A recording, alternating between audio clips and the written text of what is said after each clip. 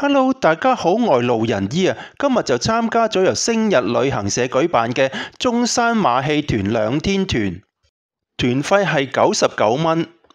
呢一個團最大嘅賣點呢，就係已經包咗門票欣賞皇家馬戲表演，另外都會包咗海鮮自助晚餐，咁就可以品嚐啦多款唔同嘅海鮮。團餐方面呢，亦都會品嚐而家最時令嘅大閘蟹。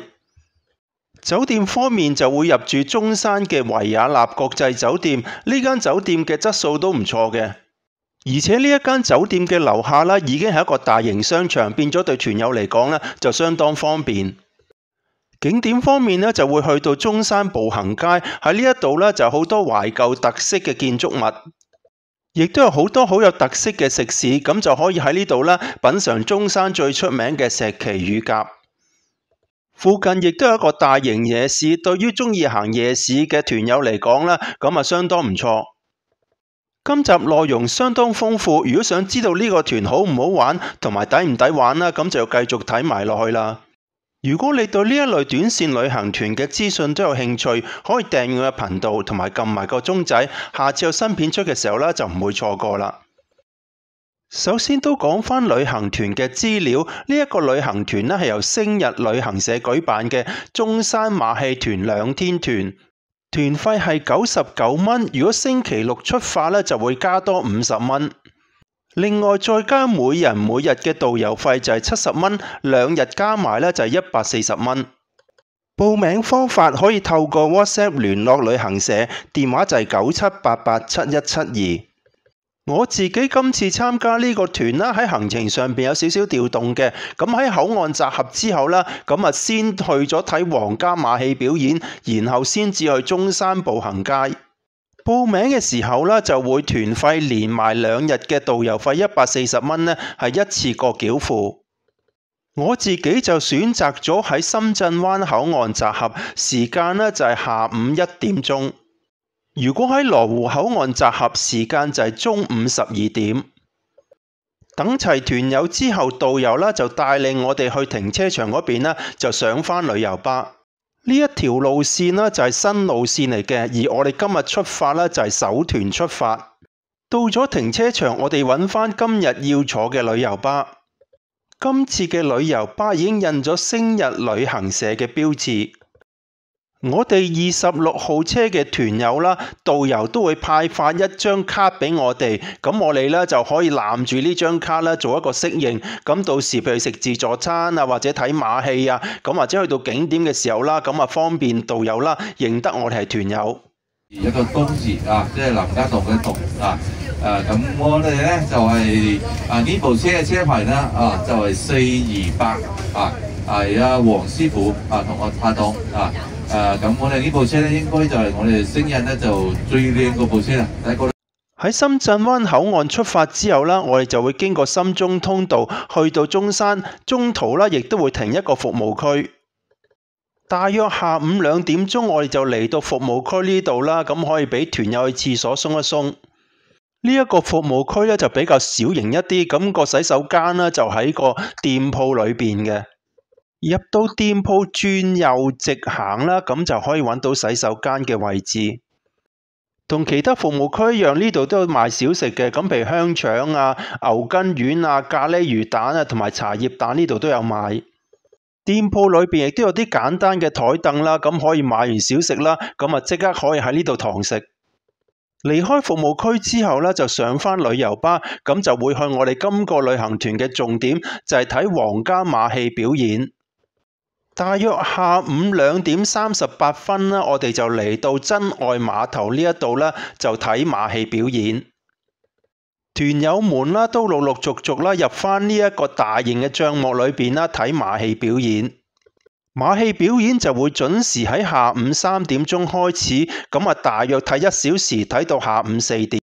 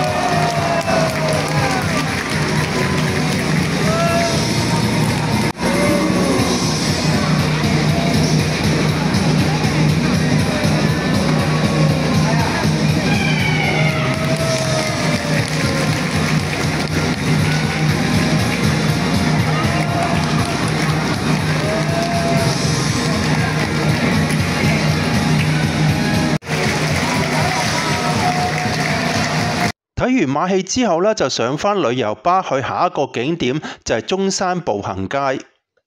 大約下午5點10分，我哋就嚟到中山步行街。嚟到中山步行街呢度呢，就相當熱鬧嘅，咁有好多旅客喺度參觀啦。咁而兩邊啲街道嘅景色啦，就係好多懷舊嘅建築物啦，咁啊好適合打卡嘅。嚟到廣場呢個位置轉右啦，行入去就一條食街嚟嘅。呢條食街嘅店鋪呢，咁最主要都係糖水店啊，咁同埋食中山馳名嘅石岐乳鴿嘅店鋪比較多啲。再行入啲，見到呢間中山佬嘅餐廳啦，咁外邊都有個招牌啦，咁啊寫住呢度嘅招牌菜啦，都係以乳鴿為主。除咗店鋪之外啦，咁呢度都有啲檔口嘅，好似呢一檔咧就賣串燒嘅，咁見到師傅啦喺度即時整緊啲串燒。呢一檔咧就比較特別啲，就係幫人畫素描嘅，咁見到檔主啦對住部手機幅相啦，咁可以即時畫到個素描出嚟，咁而且個水準啦都好似唔錯。喺返廣場嘅位置咧，就見到呢一間香山商業文化博物館。入到去博物館裏邊就見到有個場景係模擬之前碼頭個情況，咁就有一個碼頭喺度啦，咁同埋有隻商用嘅船喺度，咁亦都有一隻啦漁船擺咗喺度。另外都有啲場景係模擬之前啲店鋪嘅，咁好似呢間藥材鋪啦，咁店員啦就稱緊啲藥材俾個客人，亦都有呢個茶莊店鋪嘅場景。亦都有呢間布匹店嘅場景。參觀完博物館之後呢，就沿住中山步行街啦，就行返出去近興中廣場嗰邊嘅夜市睇睇。興中廣場側邊嘅位置啦，咁就有個石岐嘅打卡位，咁啊見到個小妹妹啦已經喺度打緊卡。行前少少就有啲戶外位置喺度。再行前少少啦，都見到一啲攤檔喺度嘅，咁個形式咧就好似一個小型夜市。興中廣場對面有個大型夜市，好似呢間石岐仔咧就係做菊花雞翅嘅，咁隔離呢邊咧就係做啲鐵板魷魚嘅。另外呢一檔咧就做炭燒生蠔嘅，咁一般夜市咧都有呢啲燒生蠔嘅檔口。呢一檔就係賣潮式蠔烙，咁見到個店員啦，咁都即時喺個鐵板上邊啦，係整緊啲燒蠔烙。另外呢一檔咧就賣啲小土豆啊，同埋鐵板豆腐。行完夜市，啱啱就黃昏時間，咁見到中山步行街都着咗啲燈啦，咁呢段時間影相咧都比較靚啲。喺江邊呢度啦，亦都啲建築物着咗燈，咁啊倒影喺啲水上邊啦，咁啊做咗個天空之鏡嘅效果，咁呢段時間影相咧就個效果應該唔錯嘅。跟住就上返旅遊巴去食今晚嘅海鮮自助餐。大約晚上6點半，我哋就嚟到天悅城呢個商場。入到商場轉右手邊嘅位置啦，就去到升降機大堂。上到5樓，一出電梯就見到吃貨碼頭嘅廣告宣傳牌，咁呢一間餐廳呢，就係食海鮮自助餐。因為呢一團嘅團友太多啦，咁所以我自己呢，就嚟到呢間吃貨碼頭嘅餐廳，咁有其他團友呢，就有機會去到另外間餐廳，都係食海鮮自助餐嘅。然後轉左行一段路啦，就會見到呢一間吃貨碼頭嘅餐廳。喺門口位置就睇到歡迎星日旅行社團友嘅告示牌。入到嚟餐廳啦，咁見到中間嘅位置呢，就係攞自助餐嘢食嘅位置，咁其他位置呢，就係用膳嘅座位。咁就先睇睇海鮮類嘅食物，有大蝦啦、蟹啦、三文魚肉、鱔啦同埋生蠔。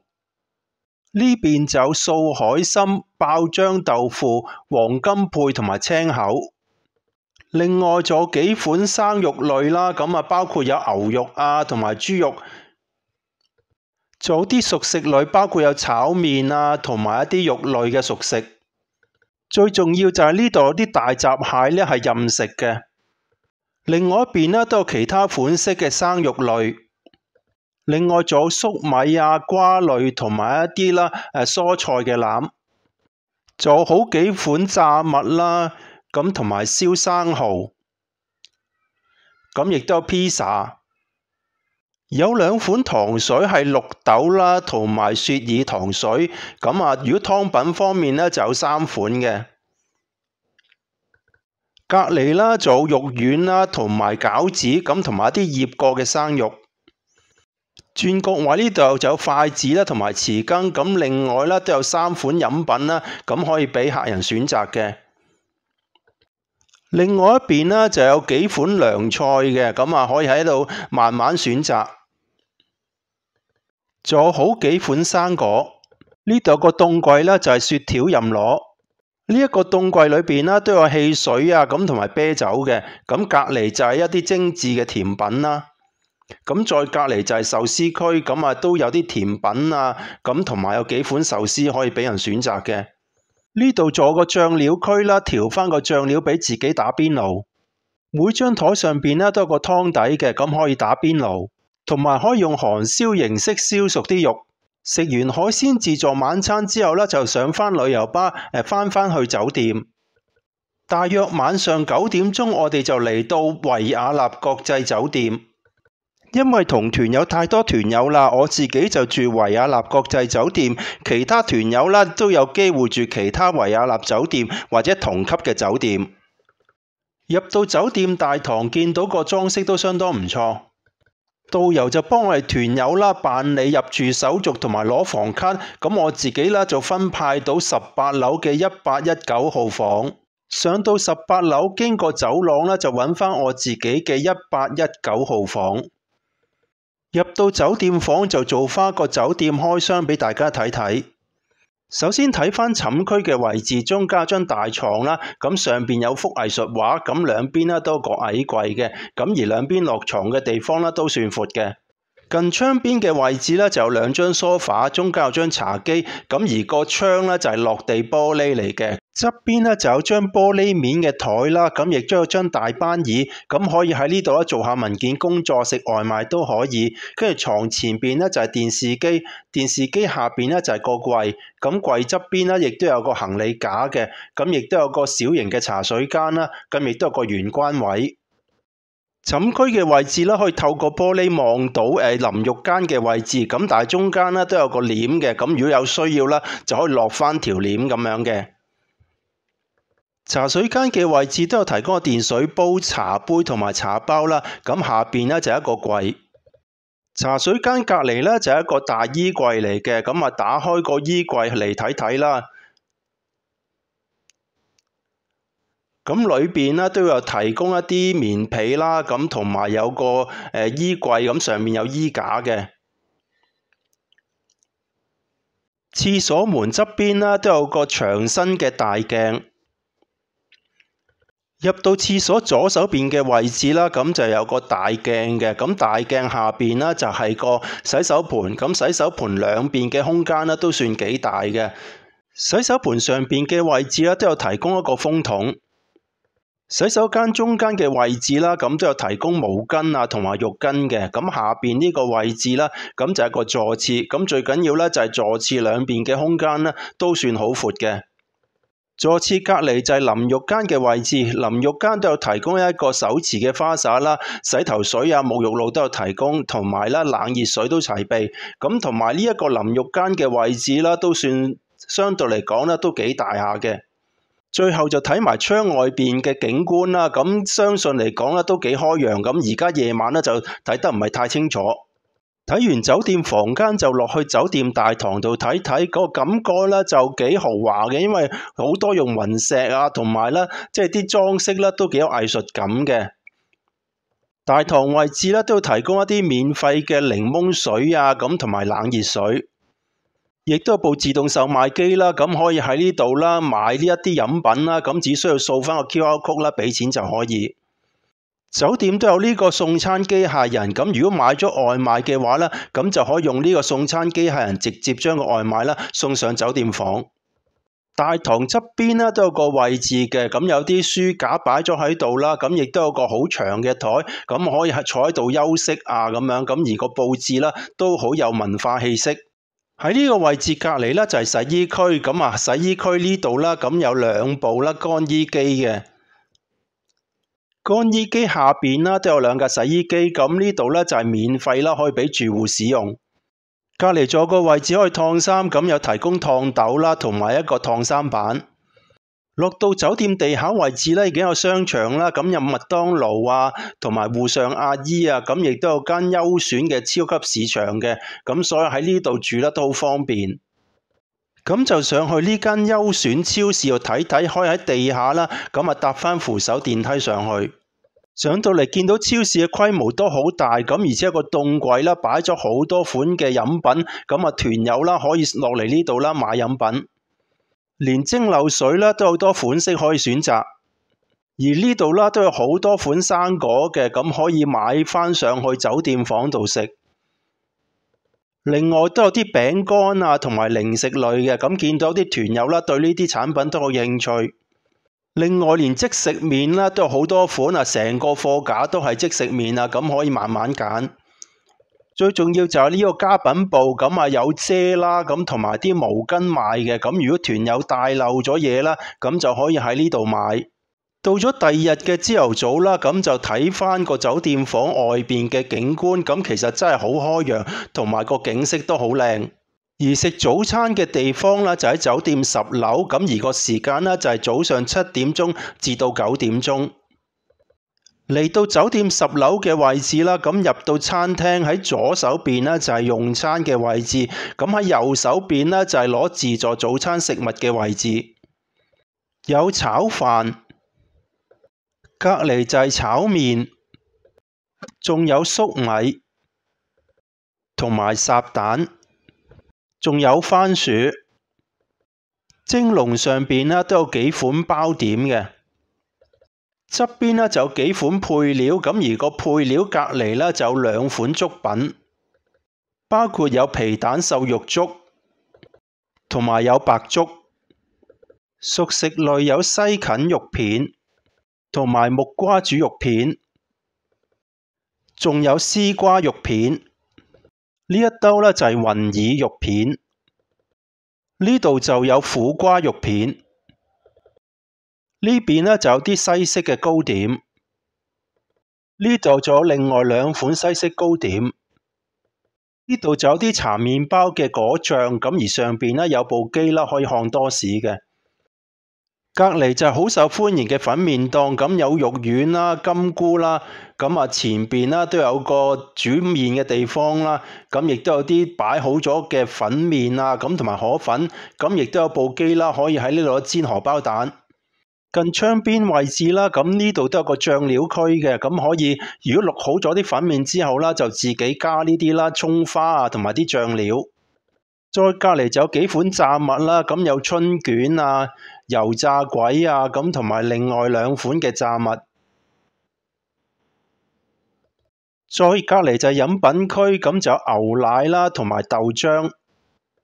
呢度啦都有提供紙杯啦同埋糖嘅，咁呢部呢就係好受歡迎嘅即磨咖啡機，仲有提供開水同埋奇異果汁、蜜桃汁同埋橙汁。另外呢度呢個沙律區嘅，咁自己啦可以攞啲沙律菜啊同埋啲醬料啦，自己調一個沙律。亦都有生果啦，咁有番茄仔同埋西瓜。食完早餐上酒店房休息咗一陣，到早上9點鐘啦，咁就要退房同埋離開酒店，上返旅遊巴啦，準備今日嘅行程。大約早上9點50分啦，我哋就嚟到達仁堂國藥文化館呢度。因為裏邊嘅團友太多啦，咁我哋啦喺門口度等一等啦，咁先至入返呢個達仁堂國藥文化館。入到展館裏邊啦，都有啲資料啦，就講解呢一間啦達仁堂嘅。之後到入到房間啦，咁就有職員啦講解啲產品嘅資料。參觀完達仁堂國藥文化館之後啦，咁就去返停車場呢邊啦，就上返旅遊巴。咁原來停車場呢邊呢都有啲啦變形金剛嘅模型喺度。大約12點45分啦，我哋就嚟到呢一間純品大酒樓呢度啦，就食午餐。呢間酒樓呢就位於太陽城廣場嘅5樓，咁就可以啦喺電梯大堂呢度啦搭電梯上5樓。又可以經過商場啦，咁行返去扶手電梯嘅位置，搭扶手電梯上返5樓。入到嚟餐廳嘅位置啦，見到個環境啊同埋個裝修啦都唔錯嘅。因為我哋今日午餐啦就係食大閘蟹宴，咁所以酒樓方面啦就推咗1車嘅大閘蟹出嚟，然後每一圍台啦就分派1碟大閘蟹，咁啊保證啦會有1人1隻大閘蟹嘅。搣開咗隻大閘蟹啦，見到蟹殼上邊啦都有好多啦蟹膏喺度，而個蟹身嗰度啦亦都有蟹膏喺度，同埋個蟹肉啦都幾鮮甜。跟住咧就嚟咗一鍋啦芫茜湯，跟住仲有白飯任裝，仲有一碟鹽焗雞，仲有呢味豆腐啦，個賣相幾靚，而且個味道啦都唔錯。跟住呢味蒸肉餅啦，個味道都幾好。跟住就係呢碟臘味炒絲瓜，呢味就係肉片炒青瓜。跟住呢碟啦就係魚香茄子，呢味炒蛋啦我自己都幾中意，因為啲蛋咧都炒得幾滑。再最後就係上湯浸菜，飯後水果啦就係西瓜1碟。食完午飯之後咧就上返旅遊巴，跟住咧就會去竹絲坊商場。大約下午2點30分，我哋就嚟到竹絲坊呢個地方。入到房間裏邊咧就試飲呢個陳皮茶，另外啦都會試飲呢個啦海參湯。然後團友啦就可以去到竹絲坊商場呢度啦自由選購產品。竹絲坊商場呢度啦已經係呢一個行程嘅最後一個景點，咁我哋上返旅遊巴之後啦就會返深圳嗰邊啦就散團，咁第一站啦就會去到深圳灣口岸，咁第二站啦就會去到羅湖口岸散團。大約下午4點40分啦，我哋就嚟到深圳灣口岸呢邊散團，咁都見到啲團友啦陸陸續續啦，咁啊行返去深圳灣口岸嗰邊過關，咁就結束咗呢2日嘅行程。今集嘅分享亦都嚟到呢一度，多謝大家觀看。如果覺得呢條片有用嘅話，可以點讚、留言讚好同埋分享俾你身邊嘅朋友。最重要就係訂閱我嘅頻道同埋撳埋個鐘仔。咁我哋下條片再見啦，拜拜。